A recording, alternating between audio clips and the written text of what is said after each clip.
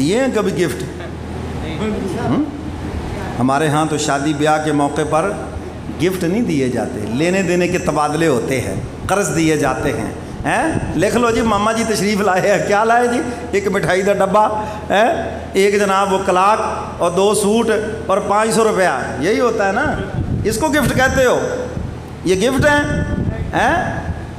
رشتہ داروں کے اسلام نے حقوق بتائے تو یہ حقوق ادا ہو رہے ہیں، اور پھر اگر وہ کل کو یہ نہ دے تو لڑائیاں۔ لے جی ہم آپ کے 20 سال پہلے بیٹے کی شادی کے اوپر 1000 روپے دے کے آئے تھے، آپ کس حساب سے 1000 روپے دے رہے؟ ڈالر کا ریٹ تو ویکھو ذرا۔ لڑائیاں ہوتی دیکھی ہیں شادی حالوں میں، آج تو 10,000 بنتا ہے، ہم تو یہ دے کے آئے تھے۔ تو پھر گفٹ تو نہ ہوئے، گفٹوں پہ لڑائی ہوتی، گفٹوں سے تو محبت بڑھتی ہے۔ یہ تو لینے دینے ہیں۔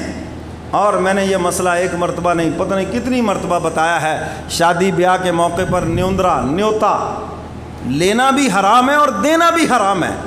اس میں سود بھی ہے اور اس کے اندر قرض بھی ہے، جس سے اسلام نے منع کیا ہے۔ ہاں دینا ہے تو گفٹ دو، اور سب سے بہترین گفٹ نقدی ہے، نقد پیسے۔